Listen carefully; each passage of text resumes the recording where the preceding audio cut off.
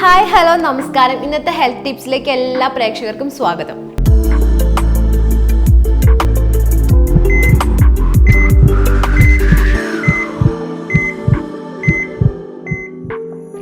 നിങ്ങളിപ്പോൾ ഈ വീഡിയോ കാണുന്നത് ഞാൻ കൊടുത്ത തമ്പ് കണ്ടിട്ടായിരിക്കും എന്ന് എനിക്ക് തോന്നുന്നു. പൊതുവെ എല്ലാ സ്ത്രീകൾക്കും എല്ലാ പെൺകുട്ടികൾക്കുമുള്ള ഒരു സംശയമാണ് ഈ മെൻസ്ട്രൽ കപ്പ് ഉപയോഗിക്കുന്നതിലൂടെ പെൺകുട്ടികളുടെ വെർജിനിറ്റി അഥവാ കന്യാകാത്വം നഷ്ടപ്പെടുമോ എന്നുള്ളത്. ഈ മെൻസ്ട്രൽ കപ്പ് ഉപയോഗിക്കുമ്പോൾ വേറെ എന്തെങ്കിലും ആരോഗ്യ പ്രശ്നങ്ങൾ ഉണ്ടാകുമോ? ഇതെങ്ങനെ ഉപയോഗിക്കും? ഇത്തരത്തിലുള്ള സംശയങ്ങളെല്ലാം മാറ്റേണ്ട സമയം അതിക്രമിച്ചിരിക്കുകയാണ്. മെൻസ്ട്രൽ കപ്പിന്റെയും പാഡിന്റെയും ഒക്കെ ശരിയായ ഉപയോഗത്തെ പറ്റി നമുക്കൊന്ന് നോക്കാം.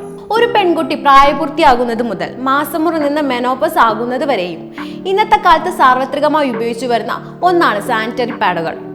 പണ്ട് കാലത്ത് ഉപയോഗിച്ചു വന്നിരുന്ന തുണി പാഡിനേക്കാൾ സൗകര്യപ്രദമായത് കൊണ്ട് തന്നെയാണ് പാഡുകൾ ജനപ്രിയമായത്. പണം ചിലവാക്കേണ്ടി വന്നാലും പഴയ തലമുറ പെട്ടെന്ന് തന്നെയാണ് പാഡിലേക്ക് ചേഞ്ച് ആയത്. പാഡിന് പകരം ഇപ്പോൾ ടാബൂണുകൾ, മെൻസ്ട്രൽ കപ്പ് തുടങ്ങിയ വഴികൾ പലരും ഉപയോഗിക്കുന്നുണ്ട്. പാഡിനേക്കാൾ എന്തുകൊണ്ടും ആരോഗ്യകരമാണ് മെൻസ്ട്രൽ കപ്പുകൾ എന്ന് പറയാം. കാരണം പാഡുകൾ ഏറെ ജനപ്രിയമാണെങ്കിലും ഇത് വരുത്തുന്ന പാർശ്വഫലങ്ങളുണ്ട്. നിശ്ചിത സമയത്ത് മാറ്റിയില്ലെങ്കിൽ ഇവ അണുബാധ പോലുള്ള പ്രശ്നങ്ങൾക്കിടയാക്കും. മാത്രമല്ല സാനിറ്ററി പാഡുകളിൽ പലപ്പോഴും കെമിക്കലുകൾ ഉപയോഗിക്കുന്നുണ്ട്. ഇവയാണ് നനവ് വലിച്ചെടുക്കുന്നത്. മാത്രമല്ല ചില പാഡുകൾ സുഗന്ധമുള്ളവയാണ്. ഇതിന് കാരണമായി വരുന്നതും കെമിക്കലുകൾ തന്നെയാണ്.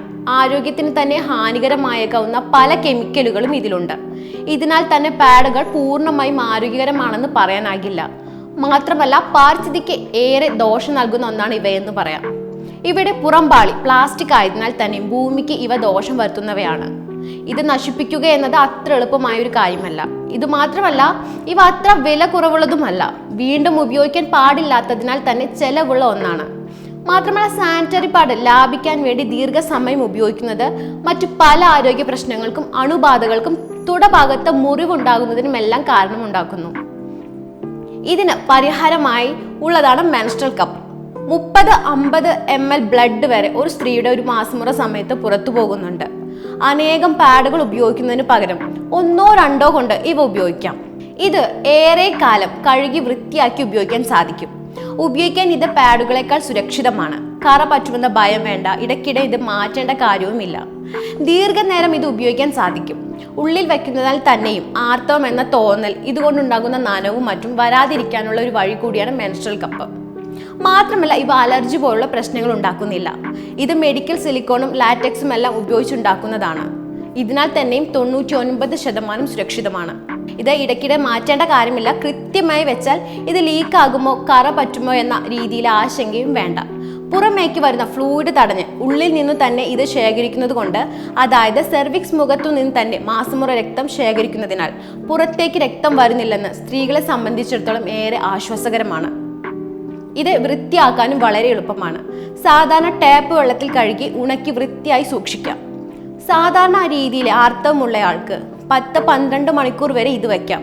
രാത്രിയിൽ ഇത് ഏറെ ഉപയോഗപ്രദമാണ്. ഇടയ്ക്കിടെ പാഡ് മാറ്റേണ്ട കാര്യം വരുന്നില്ല. ഓരോരുത്തർക്കും കൃത്യമായ അളവിലെ മെൻസ്ട്രൽ കപ്പുകൾ ലഭ്യമാണ്. സ്മോൾ, മീഡിയം, ലാർജ് എന്നിങ്ങനെ 3 സൈസുകളുമുണ്ട്. പ്രായം അനുസരിച്ചും ആർത്തവ രക്തത്തിന്റെ കണക്കനുസരിച്ചും വേണ്ട സൈസ് നമുക്ക് വാങ്ങിക്കാവുന്നതാണ്. പ്രസവിച്ച സ്ത്രീകൾക്കും അല്ലാത്തവർക്കും ഇത് 2 രീതിയിൽ വെക്കാം. പ്രസവം കഴിഞ്ഞ സ്ത്രീകൾക്ക് ഈ ഭാഗത്ത് വിസ്താരം കൂടിയതിനാൽ തന്നെ, അതായത് വജനിൽ പ്രസവം നടന്നവരിൽ ഒരു വശം മാത്രം മടക്കി സി ഷേപ്പിൽ ഇത് ഉള്ളിലേക്ക് വെക്കാം. വിവാഹം കഴിയാത്തവർക്ക് ഇത് 2 വശവും മടക്കിയ രീതിയിലും ഉപയോഗിക്കാം. ഊരിയെടുക്കാൻ ഇത് ഉള്ളിലേക്ക് മടക്കി തന്നെയാണ് അതേപോലെ പുറത്തേക്കും എടുക്കേണ്ടത്. അറ്റത്തുള്ള നീണ്ട ഭാഗത്ത് വലിച്ചാൽ ഇത് പുറത്തേക്ക് പോകുന്നെന്ന് വരില്ല. പിന്നെ നിങ്ങൾ പ്രതീക്ഷിച്ച ഒരു കാര്യം, മെൻസ്ട്രൽ കപ്പ് ഉപയോഗിച്ചാൽ വെർജിനിറ്റി നഷ്ടപ്പെടുന്നുണ്ട് എന്ന സംശയം.